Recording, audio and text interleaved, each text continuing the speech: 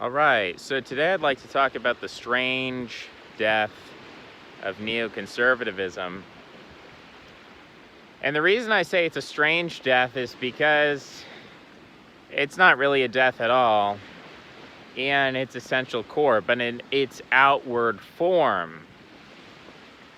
With the fall of Afghanistan to the Taliban, the fleeing of the president from that country, it is a kind of death. So neoconservatism got started by the Crystal Clan and other hardcore Israeli Zionists following their disillusionment with Trotskyist communism, because the Soviet Union had taken a different turn. The Soviet Union had taken, in fact, a conservative turn in many ways. And these people who formed the nucleus of the neoconservative movement, they saw the quote-unquote conservative movement in America as a mass without a leader. And they took advantage of that. They took advantage of that, the fact that in America, the left had always been, and some would argue it still is today, although I think that's more contested, but they would say that the left was too many cooks in the kitchen, too many leaders, not enough followers, that the great masses of this country have always been religious, family men and women, working class people. And those people have never had clever, skilled leaders. They just sort of had these, backwards, parochial, religious leadership that was not really interested in mobilizing these people politically. And the neoconservatives, maybe they were not as unique in this respect as I'm making them out to be, but the neoconservatives certainly thought that there was an opportunity to be had with this quote-unquote conservative populace. And so what they did is, through connections in the evangelical churches, through people like Pastor John Hagee, they essentially created a theocratic movement with people like Ronald Reagan, but more so through George W. Bush and through Donald Trump. They sought to marry the cause of Middle Eastern adventurism and strong Zionism and support for Israel with, at the same time, appealing or pandering or grifting off of Protestant evangelical mainstream American conservative culture. And so this is the neoconservative movement. Trump threw a wrench in this with his critiques of George Bush, with his critiques of the Iraq War, with his critiques of how the government dealt with 9/11. And Donald Trump began to unravel the neoconservative movement, but we can see earlier attempts at this as well with Pat Buchanan in the 1990s, as well as Ron Paul, and you could even throw Ross Perot in there as a disruptor of this process. But it seems like the neoconservative movement was interested in using these people as a pawn, as a voting demographic to achieve popular support for their goals. And I think they feel like at this point supporting evangelical Christianity and conservative culture in America, like Bill Kristol, Charles Krauthammer, these neoconservative bigwigs, they no longer feel like it's worth the effort. They feel like there's diminishing returns, marginal returns, and they could continue down this path, but the effort required would not yield the dividends that they want. And so what they're moving over is into neoliberal imperialism. Now, this isn't especially something completely alien, foreign, and new. Bill Clinton engaged in his own brand of, you could say, foreign adventurism in Serbia, in Kosovo.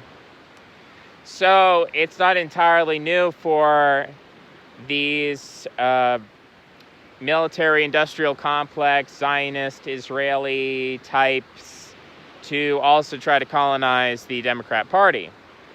It's not entirely new, but I think we are seeing a shift in the sense that Ben Shapiro is a dying breed. Ben Shapiro, in my estimation, is going to be one of the last great neoconservatives, and people like Charlie Kirk. What I'm trying to say here is not that the conservative movement as such is going to cease to be Zionist, but that the people who created the neoconservative movement, they're moving on. They're no longer investing their time and their energy in the Republican Party. And going forward, they're going to be investing their time and energy much more in the Democrat Party. So what we're seeing is a shift akin to Nixon's Southern strategy. We're seeing a shift in the parties, a switch in the parties. Not to say, again, it's not to say that the Republican Party is going to abandon Israel. It's not going to say that evangelicals are going to abandon Israel. But it is to say that the neoconservatives feel like they have completely infiltrated and destroyed the Republican Party, or at least the resistance in the Republican Party to imperialism, to foreign adventurism, to Zionism, and that they feel like they're going to make more gains now with the Democrat Party, that the Republican Party has been saturated as much as possible with pro-Israel flag waving. They've gotten criticism of Israel banned in Florida, in Texas. And so I think they've said, okay, well, that's great. Let's replicate what we've done to the Republican Party. Let's now do that with the Democrat Party. And so I think you're going to see people like Vaush, people like Chapo Trap House, not these individuals specifically. I mean, Vaush has said he wants to glass Israel. Well, we'll see how that line follows him into the future. I'm not saying those individuals specifically, but I'm saying that you're going to get a class of young, quote-unquote, AOC style, Bernie Sanders style, socialists, people who have, Black Lives Matter pronouns in the bio. You're going to see a neo-wokeism. Not just neoliberalism, but a neo-wokeism. You're going to see a wokeism that is going to advocate for invading Afghanistan on the basis of feminism. And that is to the benefit of the military-industrial complex. And I think at this point it's inevitable, because I think it's logical, because I think we have a huge military, and I think it makes sense for us, from a wokeist perspective, I think it makes sense for us to invade the rest of the world and force them to be friendly to women's rights and LGBTQ, and I think that is logical ultimately. I think the resistance to it is bound up in, libertarian, old Marxist Soviet Union propaganda that was attempting to undermine America during the Vietnam War. I don't think that really makes sense anymore for people who believe in this ideology, and it's becoming increasingly more difficult for us to describe it and brand it, because as it becomes the dominant ideology, as it becomes the ideology of the military, as we see the top brass in the military. I mean, look, we're talking about ideologies that were created 10 years ago, and the top 5-star generals are the foremost promoters of these ideologies in America. This is the ideology of the military. This is the ideology of Wall Street. This is the ideology of the ruling class.